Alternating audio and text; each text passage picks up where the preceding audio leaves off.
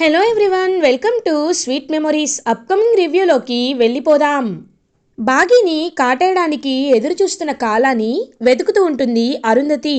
కానీ అప్పటికే Amar anti snake స్ప్రేస్ని Windows మొత్తం కొట్టడంతో పాపం అరుంధతికి స్పృహ అనేది లైట్గా కోల్పోతూ ఉంటుంది. అరుంధతి కూడా స్నేక్ రూపంలో ఉండడంతో ఇంకా పాపం స్పృహ కోల్పోయే అంత ఓపిక ఉన్నా సరే అలా కాలా కోసం వెతుకుతూ ఉంటుంది. కాల బాగీ బెడ్రూమ్లో దాక్కుందని తెలుసుకుంటుంది అరుంధతి. తెలుసుకొని వెంటనే కాలా దగ్గరికి వెళ్ళి కాలాతో ఫైట్కి దిగుతుంది అరుంధతి. అలా ఇంకా కాలా అరుంధతి ఇద్దరు ఫైట్ చేసుకొని ఫుల్గా కొడుతుంది కాలాని అరుంధతి. కాలాని చంపేస్తుంది. అప్పుడే అమర్ వాళ్ళు హాల్ అంతా వెతుకుతూ ఉంటారు. బట్ హాల్లో ఎక్కడ కనిపించకపోయేసరికి అమర్ బాగీ బెడ్రూమ్కి వచ్చి చూస్తాడు. అక్కడ కాల చనిపోయి ఉంటుంది. ఒక్కసారిగా షాక్ అయిపోతారు. ఇదేంటి, ఈ పాము ఇక్కడ చనిపోయింది అని ఇంకలా బాగి రాబోతుంటే, వద్దు బాగి, నువ్వు రావద్దు, నువ్వు ఇలాంటివి చూడొద్దు, రాథోడ్ దీన్ని వెంటనే డిస్పోజ్ చేసేసే అని అంటారు. ఇంకలా చనిపోయిన కాలర్ స్నేక్ని తీసుకువెళ్ళిపోతాడు రాథోడ్. అరుంధతి హ్యాపీగా ఫీల్ అయ్యి మాయమైపోయి పైకి వెళ్ళిపోతుంది. బాగి, ఏవండి, ఇప్పుడు ఇప్పుడు నాకు ప్రమాదం తప్పినట్టే కదా మనకి అని అంటారు. అవును బాగి, ఆ పాము చచ్చిపోయింది, ఇంకా నీకు ఎలాంటి డేంజర్ లేదు మావయ్య గారు, థ్యాంక్ యూ అని అంటారు అమర్. పర్లేదు బాబు, అయినా ప్రమాదం జరగాలంటే ఏ ఇల్లు అయితే ఏంటి, ఎక్కడైనా ప్రమాదం జరిగేదే కదా బాబు. కానీ కాపాడుకోవడానికి అందరూ తోడుగా ఉంటే ఎవ్వరూ ఎవరిని ఏం చేయలేరు బాబు. ఎందుకో చెప్పాలనిపించింది, చెప్పాను, వెళ్ళొస్తాను బాబు అని వెళ్ళబోతుంటే, మావయ్య గారు ఒక్క నిమిషం అని అంటారు అమర్. వెంటనే రామ్మూర్తి వెనక్కి తిరుగుతారు. మావయ్య గారు, శ్రీమంతాన్ని జరిపిద్దాం అని అంటారు అమర్. ఒక్కసారిగా రామ్మూర్తి చాలా హ్యాపీగా ఫీల్ అవుతారు. బాబు అని అంటారు. అవును మావయ్య గారు, మీ ఇంట్లోనే జరిపిద్దాం, బాగీని నేను జాగ్రత్తగా తీసుకొస్తాను అని అమర్ చెప్పడంతో రామ్మూర్తి కళ్ళల్లో హ్యాపీనెస్ చాలా బాగుంటుంది. ఇంకలా బాగీ కూడా హ్యాపీగా అమర్ వైపు చూస్తూ ఉంటుంది. మీరు ఈ మాట అంటారని ఊహించలేదు బాబు, చాలా చాలా సంతోషంగా ఉంది, నేను వెళ్ళి అన్ని ఏర్పాట్లు చేసుకుంటాను బాబు అని అంటారు. వద్దు వద్దు మావయ్య గారు, అన్ని ఏర్పాట్లని నేనే చేయిస్తాను, మీరు ఒక్క రూపాయి కూడా ఖర్చు పెట్టద్దు. రాథోడ్, నువ్వు వెళ్ళి ఇవాళే అన్ని అరేంజ్మెంట్స్ చేసేసే, చాలా జాగ్రత్తగా ఉండాలి, ఓకే అని అంటారు. ఖచ్చితంగా ఖచ్చితంగా సార్ అని చెప్పి ఇంకలా రాథోడ్ కూడా రామ్మూర్తి వాళ్ళతో బయలుదేరుతాడు. బాగీకి శ్రీమంతం జరుగుతున్నందుకు బాగీ చాలా అంటే చాలా హ్యాపీగా ఫీల్ అవుతుంది. ఇది ఇలా ఉండగా నైట్ అవుతుంది. బాగీ అలా నిద్రపోతూ ఉంటే అంజు పాప బాగీ దగ్గరికి వస్తుంది. తన చేతిలో ఒక టెడ్డీబేర్ ఉంటుంది. ఇంకా టెడ్డీబేర్ తీసుకొని బాగీ దగ్గరికి వచ్చి మిస్సమ్మ అని నిద్ర లేపడానికి ట్రై చేస్తుంటే, అయ్యో అయినా నేను వచ్చింది చెల్లి కోసం కదా, ఈ గిఫ్ట్ తీసుకొచ్చింది చెల్లి కోసం కదా, అలాంటప్పుడు నేను చెల్లికే గిఫ్ట్ ఇస్తాను, వద్దు మిస్సమ్మని నిద్ర లేపకూడదు అని, చెల్లి ఇదిగో నీకోసం ఈ చిన్న గిఫ్ట్ తీసుకొచ్చాను, నువ్వు రేపు బయటకు వచ్చాక నీకు ఇంకా చాలా గిఫ్ట్స్ ఇస్తాను, సరేనా అని బాగీ పొట్టపై కిస్ చేసి హ్యాపీగా టెడ్డీబేర్ని అక్కడ పెట్టి వెళ్తూ ఉంటుంది అంజు. అక్క అని బాగీ కడుపులో నుండి వాయిస్ వినపడుతుంది. ఒక్కసారిగా వెనక్కి తిరిగి చూస్తుంది అంజు. చూడగానే ఇంకా బాగీ నిండే సౌండ్ వచ్చినట్టు అనిపిస్తుంది. పరిగెత్తుకుంటూ బాగీ దగ్గరికి వెళ్తుంది.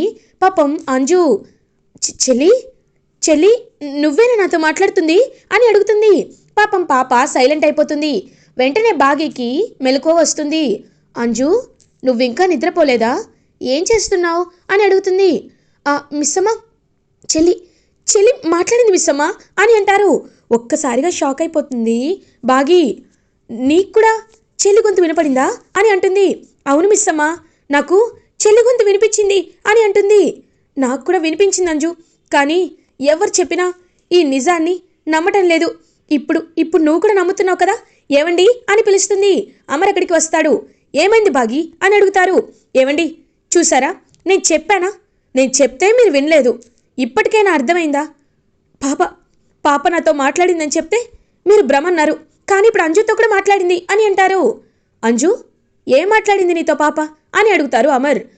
డాడ్ నన్ను అక్క అని పిలిచింది డాడ్ అని అంటుంది.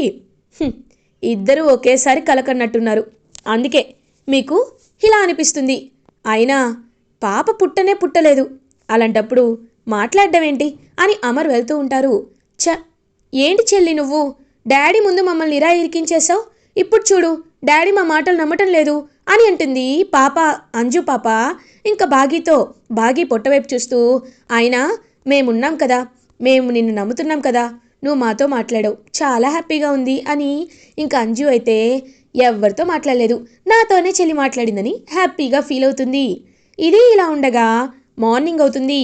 అమర్, బాగీ పిల్లలు అందరూ కలిసి రామ్మూర్తి వాళ్ళ ఇంటికి వెళ్తారు. రామ్మూర్తి, రాథోడ్, మంగళ అందరూ కలిసి ఇంకా అన్ని అరేంజ్మెంట్స్ అయితే చేస్తూ ఉంటారు. ఇంకా అలా పువ్వులతో, బ్యానర్స్తో అండ్ చక్కగా రెడీ చేస్తారు రామ్మూర్తి. అమర్, బాగీ కార్లో వస్తారు. నేను కిందకి దిగుతానంది అంటుంది బాగీ. వద్దు బాగీ, ఇక్కడ కొంచెం రఫ్గా ఉంది, ఒక్క నిమిషం అని అమర్ బాగీని ఎత్తుకొని లోపలికి తీసుకొస్తూ ఉంటారు. చూడు వాళ్ళు ఎంత బాగా అన్యోన్యంగా ఉన్నారో, అలా ఉండాలి అని అంటారు రామ్మూర్తి.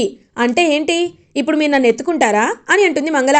ఛీ, ఎప్పుడే మాట్లాడాలో తెలీదా నీకు, పిల్లలు వస్తున్నారు, వాళ్ళకి వెళ్ళి టిఫిన్ తీసుకురాపో అని అంటారు రామ్మూర్తి. రండి పిల్లలు రండి, అల్లుడు గారు రండి, అమ్మా కూర్చో అని చెప్పి ఇంకందరినీ కూర్చోమని చెప్తారు రామ్మూర్తి. అలా రామ్మూర్తి ఇంటికి చుట్టాలందరూ వస్తూ ఉంటారు. హ్యాపీగా రామ్మూర్తి అందరినీ వెల్కమ్ చేసుకుంటూ ఇంకా బాగీకి మంచి శారీని అయితే ప్రజెంట్ చేస్తారు. ఇదిగోమ్మా బాగీ, నాకు ఈ రంగంటే చాలా ఇష్టం, ఒకప్పుడు నాతో అరుంధతి అని ఫ్లాష్ బ్యాక్ గుర్తు చేసుకుంటారు.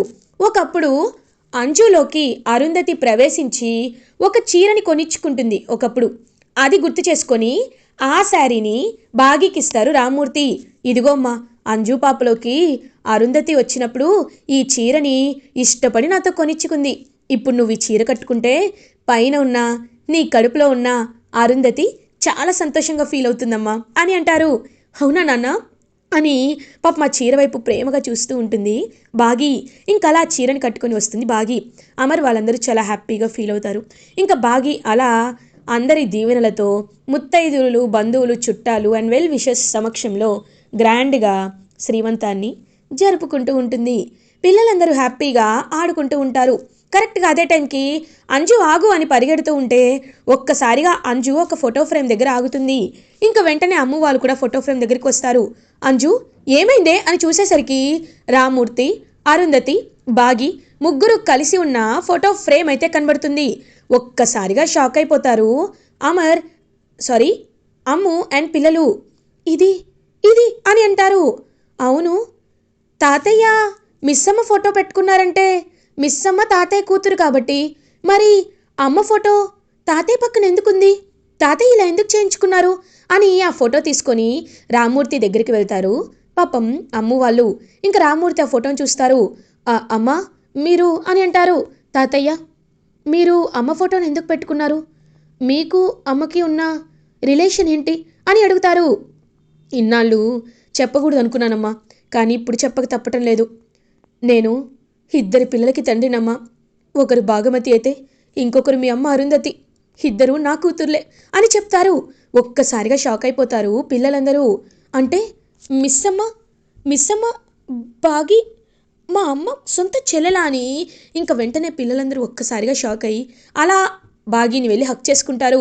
మిస్సమ్మ, ఇన్ని రోజులు నువ్వు మా సొంత పిన్నివని తెలీదు, నిన్ను ప్రేమగా చూసుకుంటున్నా ఈ విషయం ఎందుకో డాడ్, తాతయ్య మాకు చెప్పలేదు, కానీ ఇప్పుడు ఇదంతా చూస్తుంటే నాకు చాలా చాలా హ్యాపీగా ఉంది మిస్సమ్మ అని ఇంకా పిల్లలందరూ మిస్సమ్మ తన సొంత పిన్ని అని తెలుసుకొని హ్యాపీగా హక్ చేసుకుంటారు.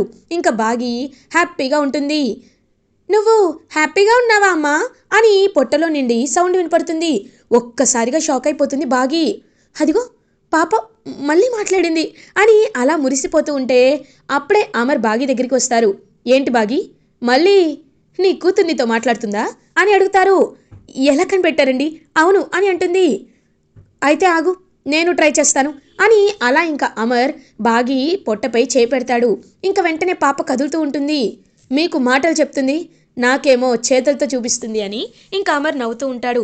అలా అమర్, బాగీ పిల్లలు అందరూ హ్యాపీగా టైం స్పెండ్ చేస్తూ ఉంటే ఇదంతా చూస్తూ రామ్మూర్తి కళ్ళ నిండా కన్నీళ్ళు పెట్టుకుంటూ, అమ్మా అరుంధతి, నువ్వు ఎక్కడున్నా ఇది చూసి సంతోషిస్తావని నాకు తెలుసమ్మా, తెలుసు అని కన్నీళ్ళు తుడుచుకుంటూ ఉంటారు పాపం రామ్మూర్తి. ఇదంతా చూస్తూ మనోహరి చాలా అంటే చాలా ఇరిటేటింగ్గా ఫీల్ అవుతుంది. ఛ, అయినా అసలు ఏంటిది, నేను ఏది చూడకూడదనుకున్నానో అదే చూడాల్సి వస్తుంది, ఏ మాటలు వినకూడదనుకున్నానో అదే వినాల్సి వస్తుంది. నేనిప్పుడు ఈ బాగీని ఏమీ చేయలేనా అని గట్టిగా అరుస్తూ చాలా ఇరిటేటింగ్గా ఫీల్ అవుతుంది మనోహరి. అంజు మనోహరి దగ్గరికి వస్తుంది. ఆంటీ ఆంటీ అని పిలుస్తుంది. ఏంటి అని చిరాకు పడుతుంది మనోహరి. నేను మిమ్మల్ని మొన్నటి నుండి గమనిస్తున్నాను. ఎందుకో చాలా చిరాగ్గా ఉన్నారు. నాకు మా అమ్మ చెప్పింది, ఎవరైనా టెన్షన్లో ఉన్నా చిరాగ్గా ఉన్నా దగ్గరికి వెళ్ళి 4 ప్రేమగా మాటలు మాట్లాడితే వాళ్ళలో ఉన్న టెన్షన్ స్ట్రెస్ అంతా పోతుందని మా మమ్మీ చెప్పింది అని అంటుంది అంజు. అయితే నన్నేం చేయమంటావు అని అంటారు. ఒకసారి దగ్గరికి రండి ఆంటీ అని మనోహరిని హక్ చేసుకుంటుంది అంజు. ఒక్కసారిగా మనోహరికి చాలా ఒక టైప్ ఆఫ్ ఫీలింగ్ అనేది వస్తుంది. ఎందుకంటే మనోహరి అంజు కన్న తల్లి కాబట్టి మనోహరికి ఒక మదర్లీ ఫీలింగ్ అనేది అనిపిస్తూ ఉంటుంది. ఏం కాదంటీ, మీరు మంచి కోరుకుంటే మీకు మంచే జరుగుతుంది. మీరు ఎప్పుడూ చెడు కోరుకోరు కాబట్టి మీరు టెన్షన్ పడకండి. మీరు అనుకున్న పని జరుగుతుందంటీ, కానీ దానికి మంచి ఉద్దేశం ఉండాలి అని అంజు అలా మనోహరిని హక్ చేసుకొని చెప్తుంది. ఇంకా వెంటనే అంజు వైపు చూస్తూ ఉంటుంది మనోహరి. ఏంటంటీ అలా చూస్తున్నారు అని అడుగుతుంది. ఏం లేదు, ఒకసారి దగ్గరికి రా అని దగ్గరికి పిలుస్తుంది. పిలిచి ఇంకా అలా మనోహరి అంజుకి ఒక మోల్ అంటే తను పుట్టినప్పుడు ఒక మచ్చ ఉంటుంది కదా వీపు పైన, ఆ మచ్చ ఉందేమోనని చెప్పి చూస్తుంది మనోహరి. చూసేసరికి అంజుకి ఆ మచ్చ ఉంటుంది. ఒక్కసారిగా షాక్ అయిపోతుంది మనోహరి. అంటే అంజు నా కన్న కూతురా అని చెప్పి షాక్లో ఉండిపోతుంది మనోహరి. ఏం మాట్లాడాలో మనోహరికి అర్థం కాదు. చాలా అంటే చాలా బాధపడుతూ, ఒకవైపు చిరాగ్గా ఒకవైపు కోపంగా అంజుని ఇన్ని రోజులు తన ఇంట్లోనే చూస్తూ ఉంది. కానీ అంజు ఎలా పెరిగింది తను ఎలా ఆలోచిస్తుంది, తన కన్న కూతురైన అరుంధతి పెంచిన పెంపకంలో ఎంత నీతి నిజాయితీ ఉంది అని చెప్పి, అరుంధతికి ఎంత దగ్గరైంది అని చెప్పి ఇంకా చాలా ఒక్కసారిగా ఆలోచనలో పడి బ్లాంక్లోకి వెళ్ళిపోతుంది మనోహరి. ఇది ఇలా ఉండగా రణ్వీర్ మనోహరికి ఫోన్ చేస్తాడు.